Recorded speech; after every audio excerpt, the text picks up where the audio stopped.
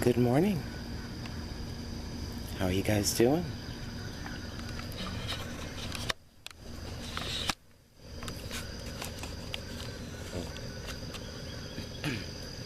Welcome to over 50 and Fantabulous.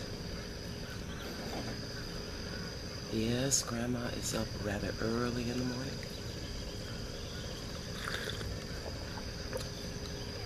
But isn't that what moms, grandmas, and grandmas do? Aren't we the super glue ladies? And some of you gentlemen understand that. Aren't we the ones that get the eggs going? We've laid the clothes out for the kids the night before for school. Made sure their backpacks were full with what they needed to be filled with. Yes, indeed. Anyways, today is my last day off.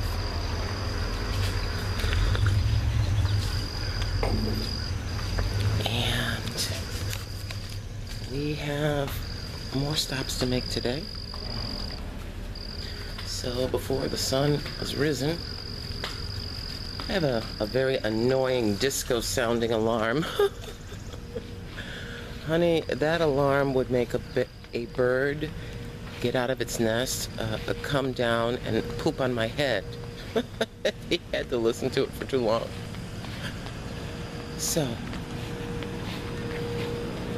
everybody's asleep. So yesterday, Mr. B, he pulls in, dropping Charles off. And I tell Charles, I said, come here for a moment. And I introduce him to my family. And here comes Mr. B. And I told him, I said, let me tell you something. Once that you see the grandbaby, you going to, that pinky, I wrap around her pinky, you're going to be wrapped around her pinky too. And sometimes Mr. B has that stern, straight face, and he broke. You know how it is. You can be as straight-faced as the day is long, but when you get a look at a baby, it's like, oh.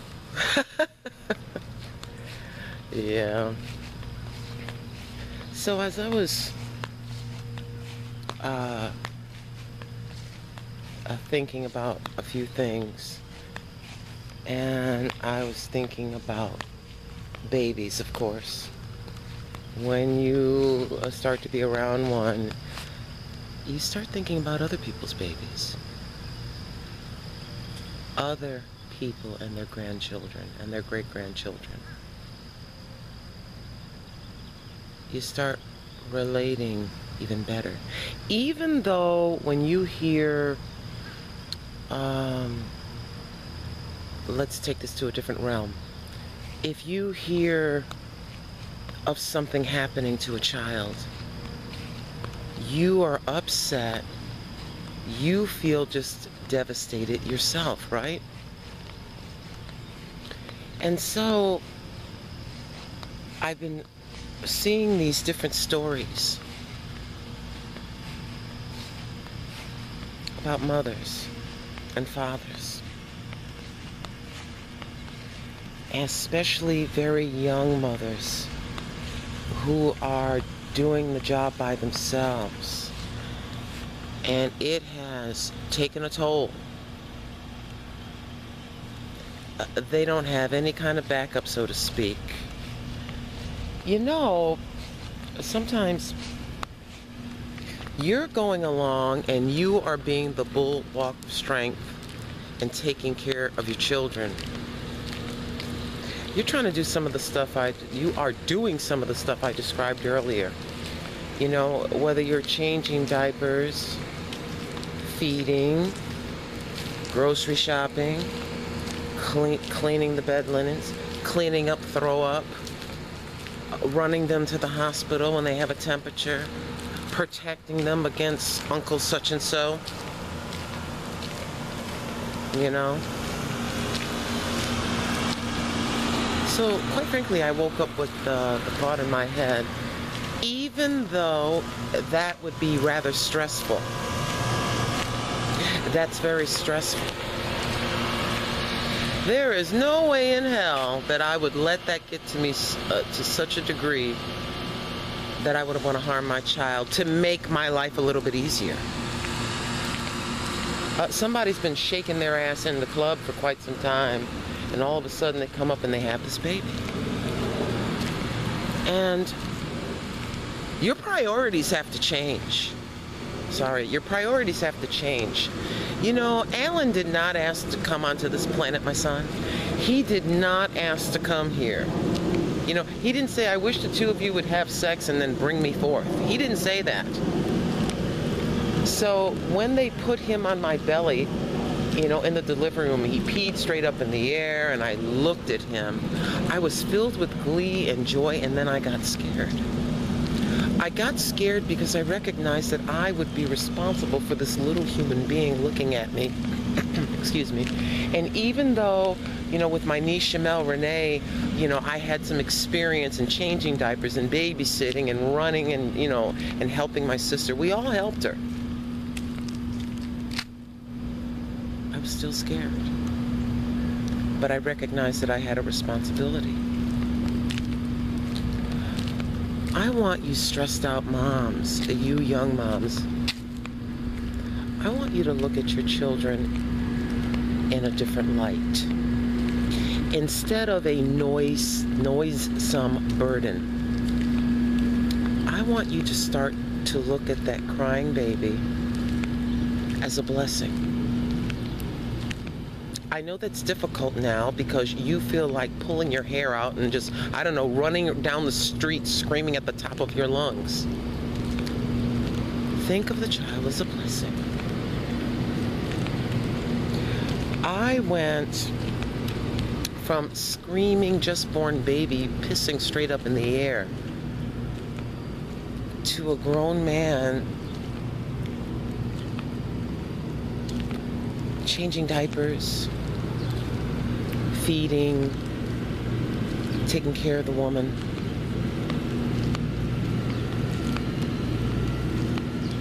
What I'm trying to say is, I'm trying to describe it where it seems very difficult at the time, right? But it's your responsibility to take care of that baby, whether it's difficult or not. Because they can turn, and they will turn into the most beautiful human being. And what you do with your children, what you teach them, of course, they're going to teach theirs. It's our responsibility. You're going to have this whole generation. Selfishness has got to go. It's not about you, it's about them. It's about them. I would like in this country and in this world for us to start thinking about children in a different fashion. Instead of this, I gotta feed, I gotta change, I don't have a life, I can't go anywhere, I can't put on my fancy clothes and go shake my booty, I can't do this. It's not about you, it's about them. Think about this. The kids that are 4, 3, 2 years old, babies, that's a whole, think of a whole blanket of children grown up as adults. What are we feeding into them?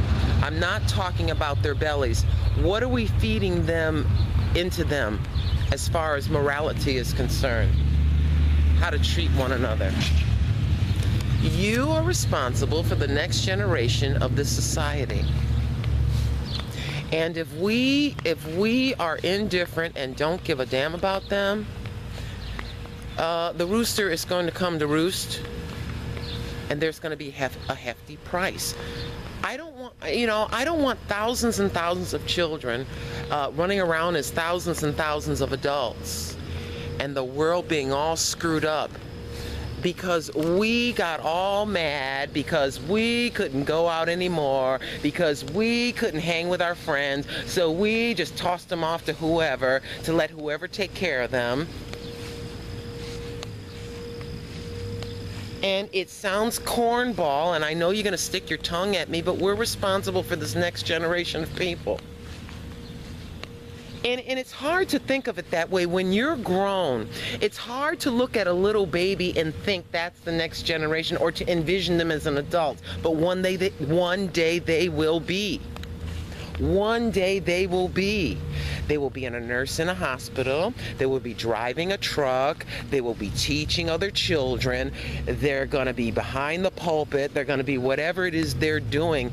And their attitudes and their moral compass is determined by you. Look down into that crib and bassinet. Determined by you. Look in the playpen, determined by you. Look at them as they're swinging back and forth in the swing, and you've got your diaper back. You know what I mean? We are responsible. And I had to say to myself, my shaking my ass days are over. My wiping an ass and putting a diaper on it, that's what's going to happen. And so that's what I did. And now I'm walking and I'm looking at these two pushing a baby. And I'm thinking all the overtime hours, you know, all the times where I lived in that factory, you know, all those times where I got off a third shift, you know, at the end of the week, stopped to get groceries, came home, I had his clothes laid out the night before, got him to get dressed, brush his teeth, have his breakfast, got his lunch, drove him down to the school so he wouldn't have to deal with the knuckleheads on the school bus. This is when I lived out in the country and where some folks weren't very nice in the school. You know, I had to go from work to cash check, to get groceries, to come home, to get ready for school, to try to go to bed, to get back up, to make husband something to eat and kiss him goodbye and try to get a few hours sleep and get him back from school, and then the husband come home and then go back to work and do it again. Yes, yes. Because they did not ask to come here. They didn't ask to come here.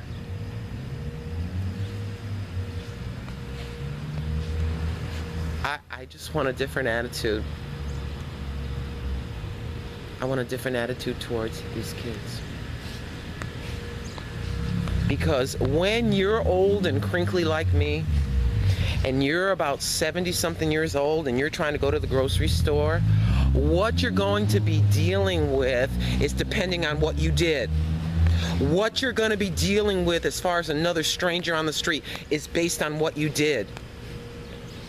Namely, raising the children, caring about them, trying to get my words correct, instilling the moralities, instilling the Most High in those little bundles of joy. That's very important. Kind of like a seed that you plant, you got to pull out the weeds, you got to get out there, you know, you maybe got to put a little cage around it to protect it from animals coming in to eat it. Walking by the air conditioning units. But anyways, I was just awakened just with this thought about the attitude, our attitude, some of our attitudes that have to change as we look down at them. You know, you're in your 20s and 30s now, maybe even younger, dealing with a child. But one day you're going, God willing, you're going to be older, and you're going to be dealing with a bunch of people. Who do you want to deal with? Do you want to deal with a kind and moral person?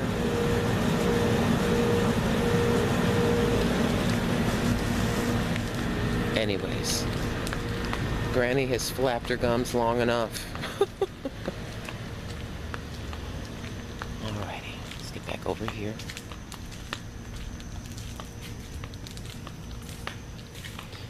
Well, you guys, I guess that's all I have for now.